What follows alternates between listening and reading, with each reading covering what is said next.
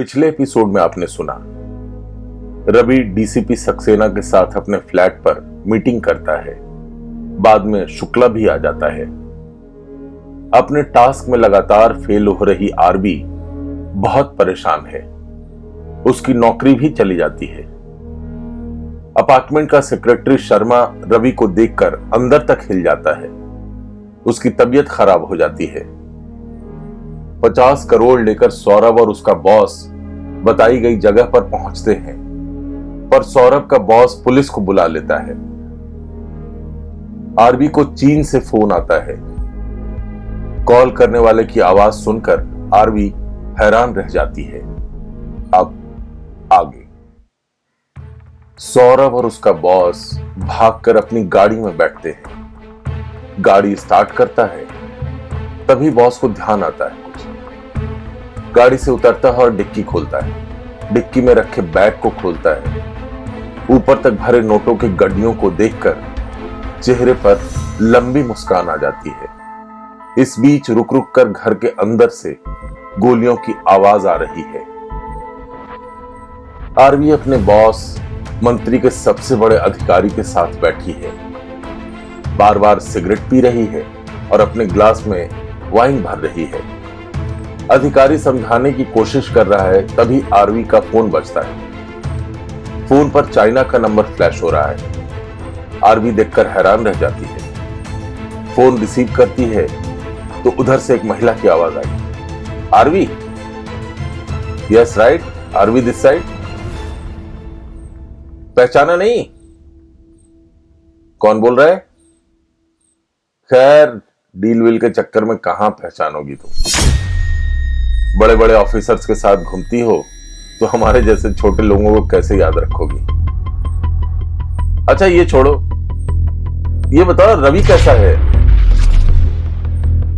आवाज पहचानते ही आरवी चौंक कर कुर्सी से खड़ी हो गई। उसके पांव के नीचे से मानो जमीन खिसक गई। आरवी की जुबान लड़खड़ाने लगी।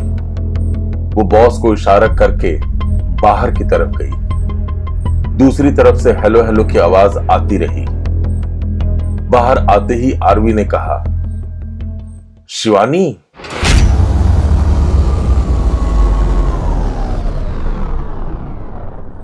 आरवी कुछ और कहती, तभी सामने उसका बॉस आ गया। घबराहट में फोन हाथ से छूट जाता है और नीचे गिर जाता है। बॉस ने नंबर देख लिया। आरवी जल्दी से फोन उठाती है और ऑफ कर देती है और झूठी हंसी के साथ बोलती है, सॉरी बॉस, मेरी एक दोस्त का मुंबई से फोन था, वो थोड़ी डिस्टर्ब चल रही है। बॉस पूछता है, पक्का ना? वैसे मुंबई चाइना में कब पहुंच गई? शिवानी, आरवी और रवि तीनों वीडियो चैट कर रहे हैं। शिवानी कह रही है, आरवी तुम एक साथ क्या क्या कर लेना चाहती हो? कितना पैसा कमाओगी यार? कभी हमारा भी ध्यान रख लिया करो। अच्छा चलो, मेरा ना सही, रवि से तो कम से कम बात कर सकती हो ना? रवि से कम से कम बात ही कर लिया करो। देखो ना मेरे न रहने पर कैसा हो गया। क्या करूं, एक तरफ पति और दूसरी तरफ डॉक्टरी की पढ़ाई और जॉब। इस पर आरवी कहती है, मेरे पास एक प्लान है। हम सब पैसा कमा सकते हैं, ढेर सारे पैसे, इतने कि तुम अपनी स्टडी खत्म करके यहीं इंडिया में अपना काम शुरू कर सकती हो। शिवानी पूछती है, वो कैसे? इस पर रवि तपाक से बोलता है, ऐसा है, तुम दोनों दोस्त पैसे कमाओ, मुझे इससे बाहर रखो, मैं 1 मिनट में आया। इतना कहकर रवि वहां से चला जाता है, पर रवि का कैमरा अब भी ऑन है। शिवानी और आरबी प्लान के बारे में बात करने लगते हैं। जब रवि वापस आता है तो आरबी और शिवानी दोनों खुशी से उछल रहे होते हैं। रवि को देखते ही शिवानी कहती है, रवि, आरबी के पास वाकई मास्टर प्लान है यार। तुमको सिर्फ अपना काम करना है रिपोर्टर वाला, बस। प्लीज मना मत करना, प्लीज प्लीज। यार शिवानी, यही बात बहुत बुरी है। मैं इसलिए तुम दोनों दोस्तों के बीच में नहीं आता। हद है यार, इमोशनल ब्लैकमेल करने लगती हो तुम। ये मुझे ठीक नहीं लगता। रवि बार बार यही बोल रहा है, इमोशनल ब्लैकमेल करती हो तुम मुझे, इमोशनल ब्लैकमेल। तभी हैरी कुर्सी से उठकर सोफे के पास जाता है और रवि को जगाता है। Ravi sir, Ravi sir. रवि एकदम से घबराहट में उठता है और बोलता है, कहां, क्या, कैसे, क्यों, क्या हो गया? कुछ नहीं सर, लगता है आप कोई बुरा सपना देख रहे थे। बार बार इमोशनल ब्लैकमेल बोल रहे थे। बिना कुछ कहे रवि उठता है और बाथरूम चला जाता है। रात के 11:30 बज रहे हैं। पुलिस ने जगह जगह बैरिकेडिंग की हुई है। सौरभ और उसका बॉस 50 करोड़ पाने की खुशी में आगे बढ़ते चले जा रहे हैं। लेकिन जैसे ही NH-24 पर पुलिस की बैरिकेडिंग देखी, उससे बच निकलने के लिए पत्रकार वाला कार्ड खेलने की प्लानिंग की। पुलिस ने गाड़ी की तलाशी लेने की बात की। पहले सौरभ भड़का, फिर बॉस। दोनों ने पत्रकार के पास मौजूद बिना कारतूस वाली बंदूक दिखाई। मौके पर मौजूद पुलिस अधिकारी को खूब भला बुरा कहा। बड़े बड़े पुलिस अधिकारियों को फोन लगाया, पर इनकी कोई चाल सक्सेसफुल नहीं हुई। पुलिस अधिकारी ने कहा कि अमेरिका के प्रेसिडेंट आने वाले हैं, अगले 3 दिन दिल्ली में सिक्योरिटी टाइट रहेगी, और वो अपने काम में जुट गए। जैसे ही पुलिस के जवानों ने डिक्की खोली, हंगामा मच गया। करोड़ों रुपए के नोटों से भरे 2 बैग।